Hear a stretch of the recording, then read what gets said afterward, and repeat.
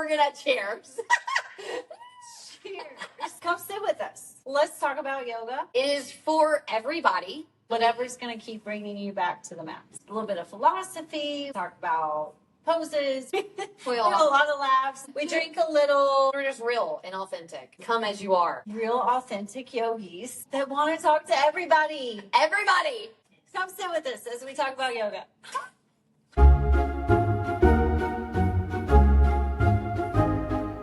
Yeah, It's weekly. I'm It's a leaving. weekly thing. Yes, and you're leaving. I'm leaving, so we're filming early. We are filming early. So that I can go hiking. Yeah, it's going to be lovely. It's good for my mental health. It is so good for your mental health. Which is what our topic is today. Yes. We're going to talk about mental health.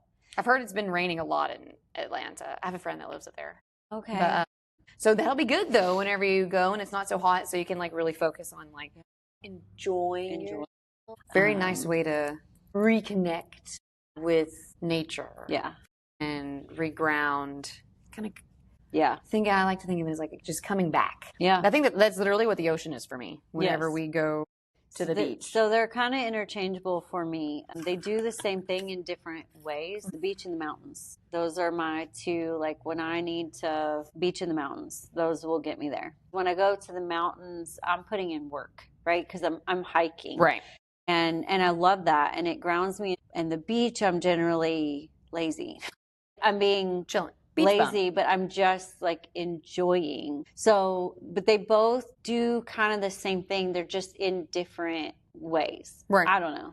That makes sense. I totally get it. Both are good for my mental health. And, you know, yoga, I don't necessarily think it's why a lot of people start coming to yoga is for mental health, but I do believe it is why a lot of people stay. Even if they don't recognize that it's mental health, they just know I feel good when I leave, and I feel good for a couple of days after I leave, and then I get irritated again.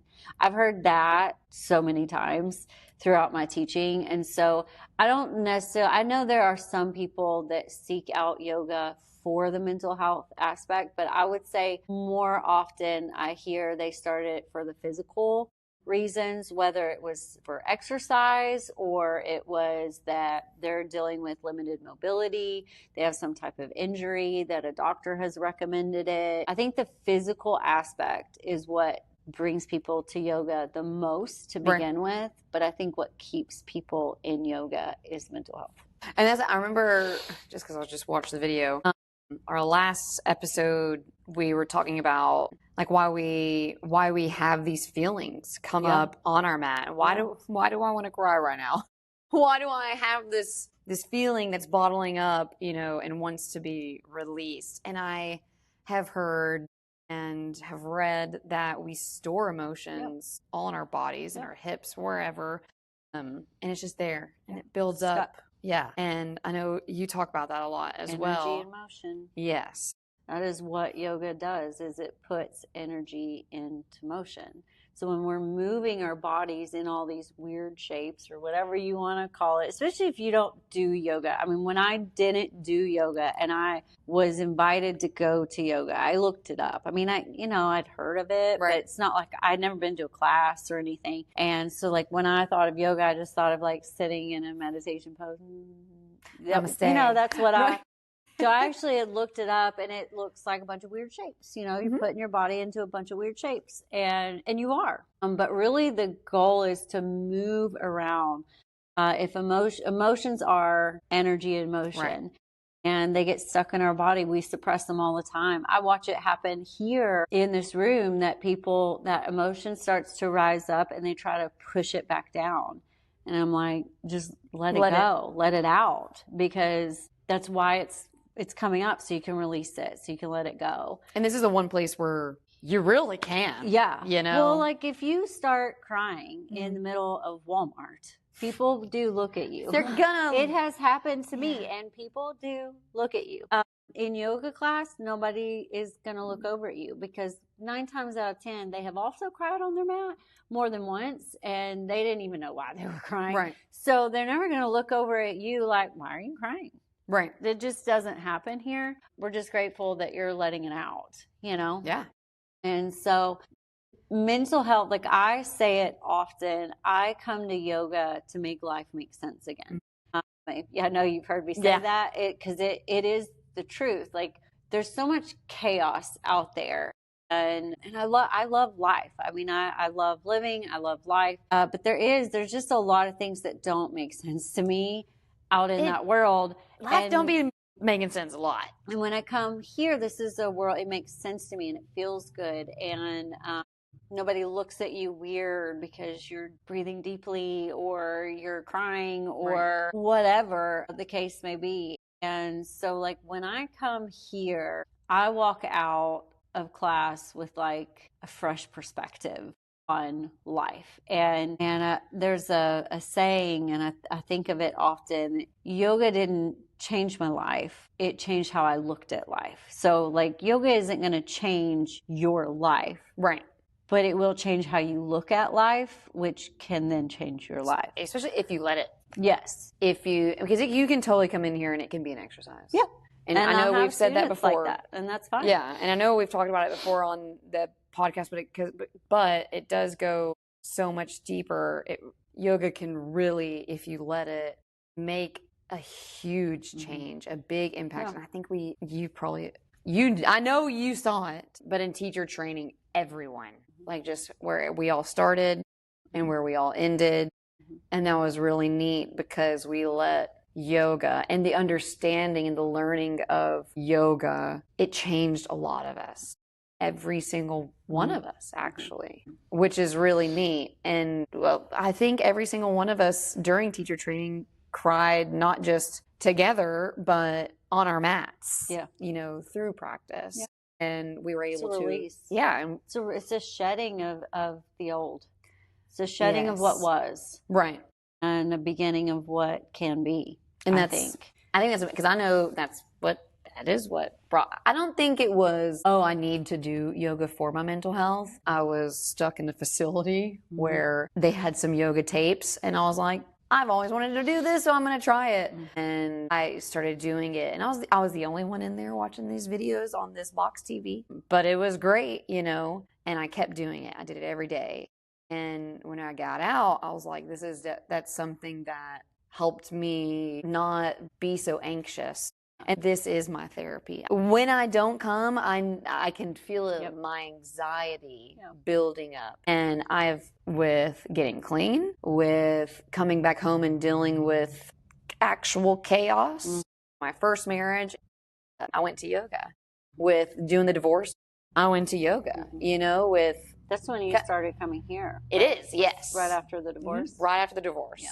And started coming here and continued to come because I was like, my suckered you in so bad.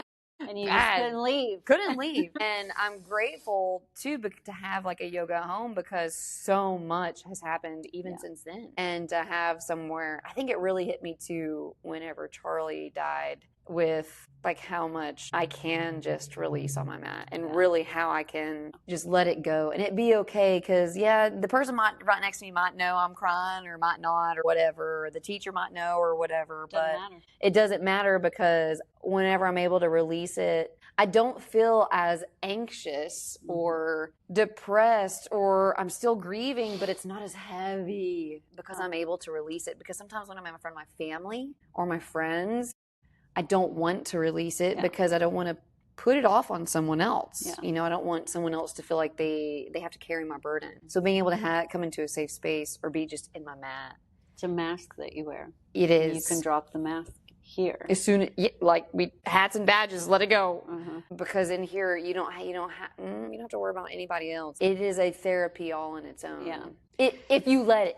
Yeah. But just like regular therapy is therapy if you let it, because I know people. You can go in who goes to therapy and it doesn't do anything. Yeah, you can chit chat and muddy your way through. Exactly. But I think, one of the biggest things in yoga, I mean, there's several ways that it helps with mental health. I think the biggest to me that I feel often and see often is yoga asks you to stay in the discomfort on your mat, and it puts it into a physical aspect. Now it can become emotional. I've gotten real emotional in a lot of poses, and I ask myself to stay. So it can become emotional. But if you're fairly new to yoga, what it's asking immediately of you on your mat is to get into an uncomfortable physical position and stay.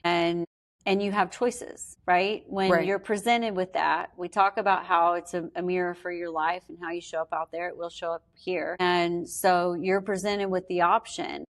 I can utilize some other tools that I have and stay, right? I can come back and breathe. I can focus on my breath. I can try to quiet down the mind chatter. I can focus in on the music. I mean, there's so many things that you could do in order to stay, or you can just ask yourself to stay. Because I can.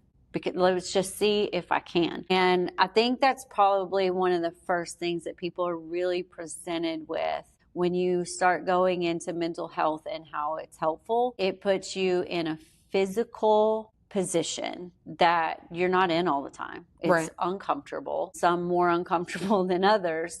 And it asks you to stay, and you get to decide. You can come out of it, or you could stay and see what you find there. Today's class was all about the power within. That power sometimes looks like saying, that's not for me, and taking a rest instead. But sometimes it means leaning on your breath and seeing if you can't stay a little bit longer, instead of going, I'm not strong enough for that, I can't handle that, which I think is what we often do in life. It's where anxiety comes from. I mean, it's a fear of the unknown in the future. Is what anxiety is living in the future. And I saw something the other day about anxiety, and it said something along the lines like, the best way to get over anxiety is with action. Is to do an action something. Puts you in the present moment. Yes. And that, because I'm big on that anxiety is living in the future. You don't know what's actually going to happen. It's what you're anxious could happen. It's scenarios you create. So anxiety is living in the future. Depression is living in the past. And how we fix that is the present moment. And yoga asks you to be very present with what's happening right now. And people who are anxious, you can see that on the mat, and that's fine. This is a great place for you to work that out. Always looking for the next thing, or trying to get out of it, find something else, or things like that. But what if that action, the best way, you said it, the best form of getting past anxiety's action, what if that action is stillness? What if the action is asking you to stay? Now, out in real life, when you're in the midst of chaos and your feelings are way overwhelmed and you're feeling just way overstimulated, it is very hard to stay. It is very hard to go, okay, let me take a few deep breaths. Let me do that. Is very hard to do. Or so say no. Say no when no. you are Be so still. anxious about what will happen if I say no. And so if you can start that journey on your mat when it's just you, you're not here on your mat, you're not letting anyone else down. The only person you can let down on your mat is you.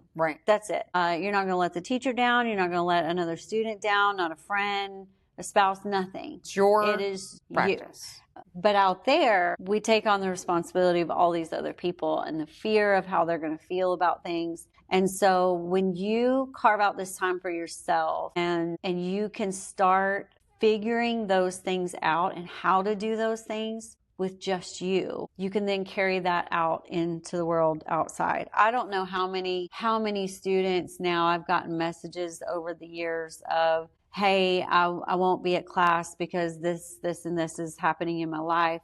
But yoga breath saved my life today. I was able to take a pause before I responded to something. I went through something really hard and I just came back to my yoga breath. And I love getting messages like that because girls sing. Well, that's it. Isn't that, well, maybe not everybody knows. I've been through a lot of therapy. I've gone to a lot of counselors. And isn't that one of the tools, they do teach, whether we accept it or not, is one, stop thought, right? Stop and To pause. and allow your mind to think. But if you're anxious, that can be a dangerous place too. And then come to your breath. Take deep breaths. Now Slows is it everything down? Right, it just slows you down. So why is that? I don't understand how for some people it is hard to connect the two, which I do understand because it's yoga, and there's so many different views on yoga, but it's the same concept. You can use that pause, and we say it Often. I might even say it every class. Pause and breathe. And really like intentional breath, intentional movement. And because that action, that you are in control, no one else. And I know me personally, my mind goes crazy when I feel like I'm not in control or like I've lost control. And not like I'm a control freak. I can be. But like as if I've literally lost all control, what am I going to do? Anxiety just takes over, and then it's like crippling to a point, and then the depression comes and all of this. But if you just, and another wonderful thing is the positive self-talk. Yeah. We talk a lot in intentions or even in the class, maybe not even in the intention, but throughout class, reminding students, you are powerful, that you can do this, you are strong. The powerful thing really got me today. But I think that's hard for people to do. So whenever we have other people in our lives telling us that we can do it, like, man, maybe you're right. And I think that's a whole other aspect that ties into the mental health is there's so many people out in this world, especially depending on who you surround yourself with. Yeah. And the environment that you're in, home, work, friend group, community, wherever you're at, the words that you hear, can really impact the way you think about yourself. And if that's all you hear every day on the television, in music, that's all you hear, well, no wonder that's how you're feeling, So I think that's what I love so much. Another great thing is the intentions. And your intentions have definitely pulled me out of some depths many a times and still do. And I only hope that I have that effect on other people as well, because it works if you let it. It works if you work it. And that is your AANA, that is a little term that they use is it works if you work it. Yeah. And that's just your mental health. If you let it, it really will. Everything you learn on your mat, if you let it, and you get curious and you think about it, well, that does, because it's crazy really once you start putting the pieces together. And I know I had some of those aha moments in teacher training, like, that's why I do that. That's why. And that I'm so excited that people get to take that dive deeper program, because that is, if you let it and you think about it, it'll work if you work it. It'll work, man. It really will. Because I don't know, that's something that constantly brings me back to the mat is my mental, just sanity. Yeah. Sanity. Yeah. Of, the world. Well, I mean, dive deeper really does what the mat asks of you too. Like it's asking you to step up to something uncomfortable. Right? I mean, I don't want to sell it like it's an awful time, because I learned so much from it, and it can be such a positive thing. But it does ask you to look at yourself with new eyes. Right. In a new way, with a new perspective that you've never looked at your life or how you live your life, and get real curious about why you do what you do. And in order for some things to change, you have to be willing to admit maybe what I've been doing isn't the best. Right? And I think that's really hard for some people to do. And some people step up to that discomfort and go, absolutely not. Absolutely not. I'm not doing that. I'm not ready for that. And that's fine. That's totally fine. But if you work it, it will work. You will learn so much about yourself, and yoga gives you a good sneak peek into that. This just kind of dives deeper into the whys. Right. It actually presents you with, it took me a long time to really understand. It wasn't until I went through teacher training and I did some of this work that I really understood why I feel better, why I feel more confident in my life when I'm doing yoga. Like why I didn't understand the whys. I just knew it was there. And I think that goes Just to felt like it. what Glenn says all the time, that the magic of yoga happens whether you know it's working or not. Mhm. It's working whether you know it is or not. But if you don't know why, then how are you applying that purposefully Right. into your life, right? And I think that's what like the Dive Deeper program and teacher trainings and things like that do, is you get to understand the why, and then you can actually purposely implement that into the other areas of your life, instead of it's just showing up in some ways and I feel better, but I don't really understand Right. why. And so there's kind of like stages to, I don't, like I said, when you first come to yoga, I think you're presented with this.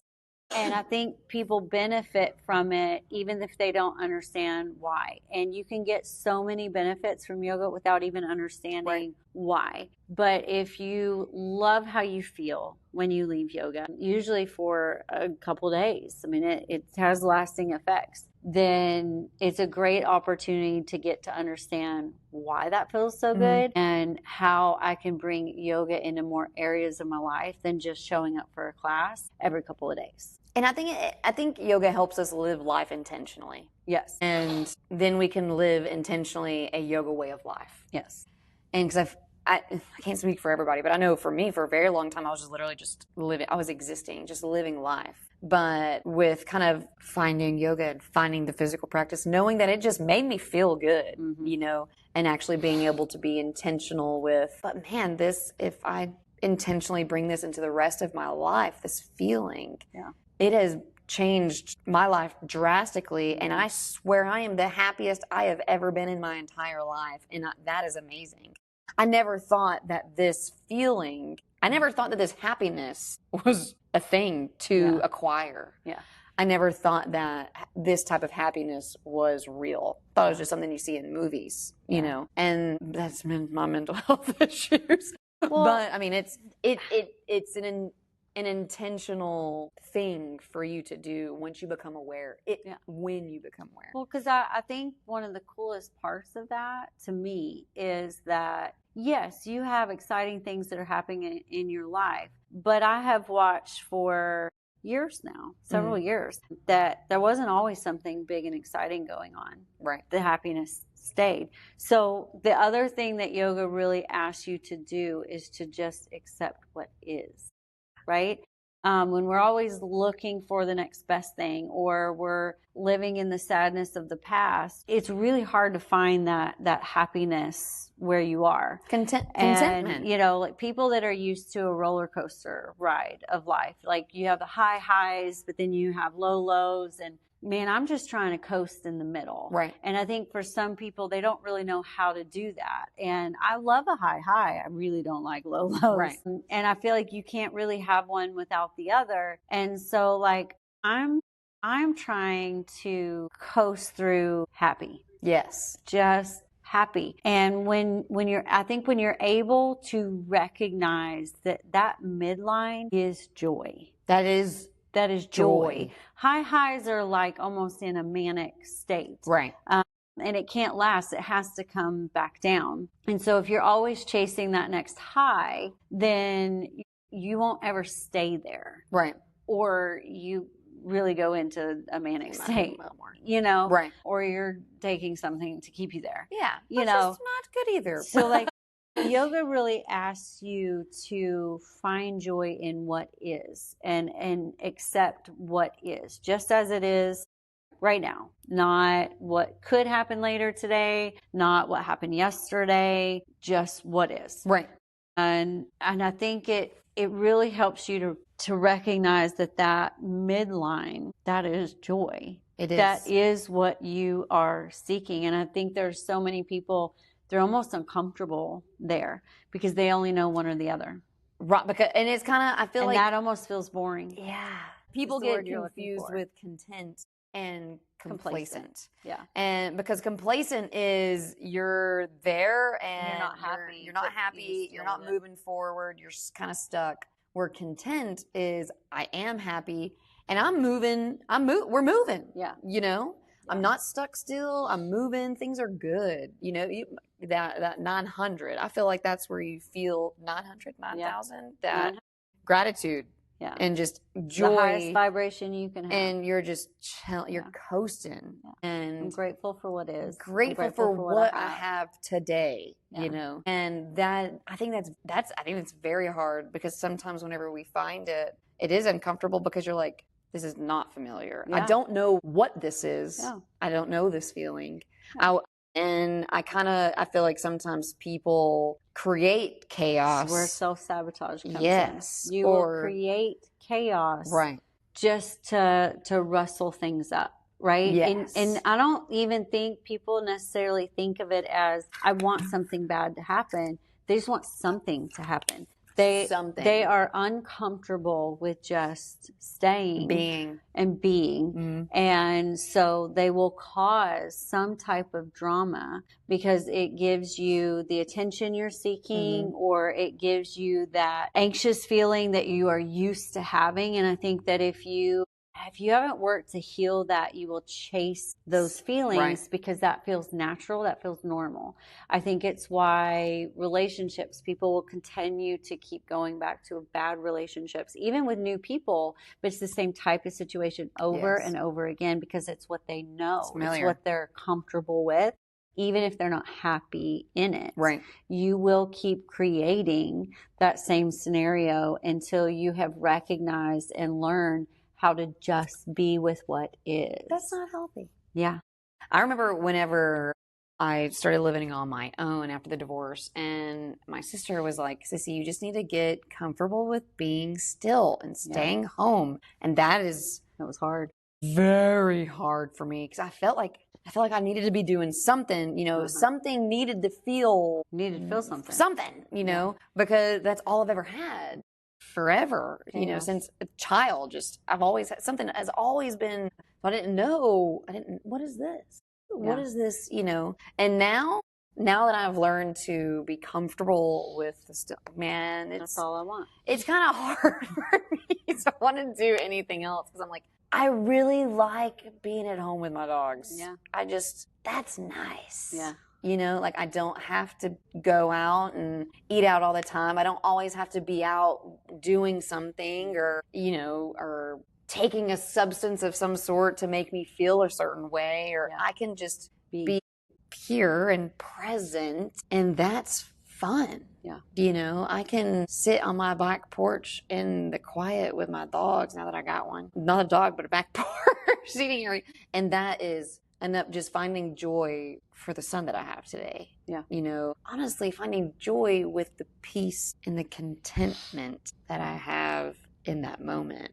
And I don't think that would have been possible without yoga. I really don't, because I had never been asked to sit in discomfort. Yeah. I mean, in like rehab and in counseling and stuff, I mean, they teach you these things, but it's not like, there's also a whole bunch. Well, they can't force you. I think here's the thing, and yoga cannot force you either, but I do think it asks you very nicely. Yes. In a way that you want to show up for yourself. Right. It is an invitation. I'm big on that word with teaching yoga. It's an invitation. Right. I am going on this journey for this class, and I'm inviting you to come with me. Now, whether you do or not, that's up to you. Right. You could sit there and do crunches the whole time if you're here for a workout, and you can. I won't. And you can. I will never say anything to you. However, I am going on a journey. Right. And I'm inviting you to go with me. And I think that's what I love about yoga. It asks me in a very non-judgmental way, because some days my power is found in stillness. Right. Some days I show up to class, and that's where I'm going to find my power that day, is laying in Shavasana for half the class. Right. But other days, like it really asks me to show up for myself. And outside this door, it asks you to show up for everyone else. Yeah. And even in therapy, I've never been through rehab. I've been through therapy many times. But even with that, you're talking about and assessing situations that are happening in your life that involve other people. Yep. And how that affects other people, how you're showing up and what that's doing in their life, and all of this. And none of that is relevant on your mat. It is all about you and how you show up for you. Right. And so yoga asks you very nice, firmly, but nicely to show up for yourself. Right. And you can take it or leave it. But there's so many lessons to be learned if you let it. And I think that's what in yoga. I like how you said that, because as soon as you started saying it, that is what it is. That is the difference between like rehab and therapy, in my experience. Yeah. Going through rehab and therapy. And I'm a big supporter. I'm a big fan. I wish everyone could go to the place that I went, because it saved my life. But I do think that is the biggest difference. Right. Well, and it was they had expectations of me. And it's not done through words. Yes, I will read an intention for class, but I'm not asking you to answer me at all. Now, you might in your brain, I do, when you read intentions, I formulate my own responses to them in my own brain, but I'm not having to say it out loud. I don't even say it to you. I don't have to say it to anyone else. So it's not done through talking. You don't have to verbalize anything here. Right. You just have to be willing to get present with yourself. And it really asks you to notice what comes up when you get quiet. And that's the thing. You can't do, like I said, in the place that I went, which, like I said, it was very wonderful. I think everyone should have to go through a type of program like that. Not even just addicts, but like literally everyone. But they had expectations of you, and you had to meet these milestones at certain points. Yeah. And if you didn't, there was something wrong, or you weren't progressing the way that you should be, and that, you should be this way or this and that. And I think that's the biggest difference as to why yoga has probably helped me more than any, which those saved my life. But this has taught me long lasting, because it's what I want of myself, not what I expect of myself, not what anyone else expects of myself, but what I think I need and what I want. And that's what I do on my mat. And I allow myself just to be who I am today, not what I'm expected to be outside, or, you should have this type of job and this and that, or whatever. It is just, I can come in here, do what I'm capable of. Yeah. And that's enough. Yeah.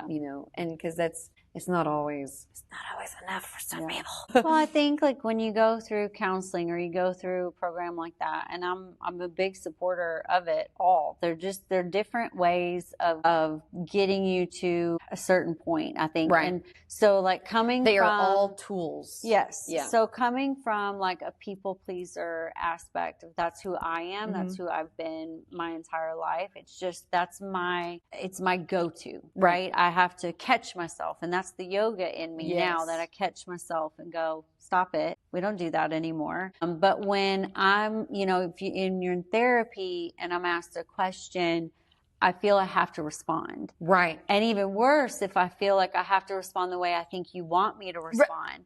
So, but even if I'm letting myself just be honest and say what comes to my mind, I still feel like I have to respond. Right. It's a one-on-one conversation in therapy. Whereas yoga, it's asking you to get quiet and see what comes up. Right. And maybe nothing comes up. And not forcing it. But let's get quiet and see what shows up, and let's just sit with it. Whatever it is. And let it be. It might be scary. It might be something you've never felt before, maybe a thought you've never had before. Right. But it's going to ask you just sit with it. That's it. You don't have to respond in any way. You don't have to tell me about it. You don't have to come up with the perfect answer. You don't have to show that you're making some kind of progress at all. Yeah, exactly. It's you and only you on your mat. And how far you take that is really up to you. And it's totally up to you. Mm-hmm.